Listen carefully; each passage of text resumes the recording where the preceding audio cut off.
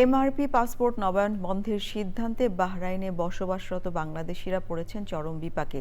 ই passport বাধ্যতামূলক করা হলেও জন্ম নিবন্ধন ও এনআইডির তথ্যের অমিলের কারণে অনেকেই আবেদন করতে পারছেন না।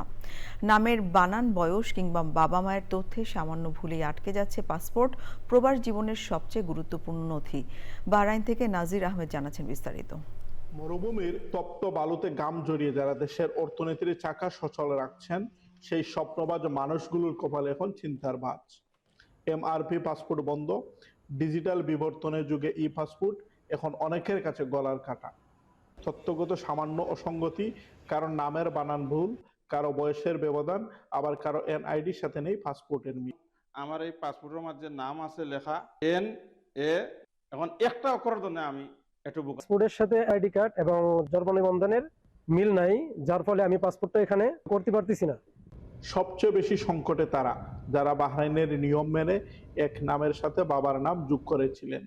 এখন এনআইডির সাথে সেই তথ্যের গরমিল যেন এক পাহাড় সমবাধা। আমার পাসপোর্টের সাথে বাংলাদেশের এনআইডি কার্ডের সাথে মিল না থাকায় ই পাসপোর্ট করতে পারতেছি না।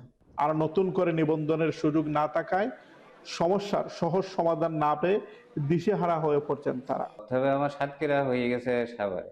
আইডি কার্ডে ছিল আব্দুল আউয়াল মজুমদার, ওই আইডি কার্ড দিয়ে পাসপোর্ট তৈরি করেছি, কিন্তু এখানে পাসপোর্টে আছে আব্দুল আউয়াল। এ অবস্থায় প্রবাসীরা চান দ্রুত সমাধান। তাদের দাবি, বর্তমান এমআরপির তথ্যের ভিত্তিতেই ই পাসপোর্ট প্রদান করা হোক, অথবা তথ্য সংশোধনের প্রক্রিয়া সহজ ও দ্রুত করা হোক। আমাদের প্রবাসীদের এনআইডি, জন্ম নিবন্ধন, এমআরপির সাথে অনেক তথ্যগত ভুল আছে। সেই ভুলগুলো সংশোধনের প্রক্রিয়াটা আরো সহজতর করা খুবই প্রয়োজন।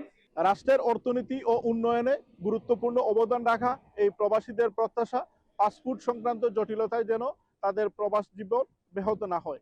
নাজির আহমেদ, চ্যানেল আই, বাহরাইন।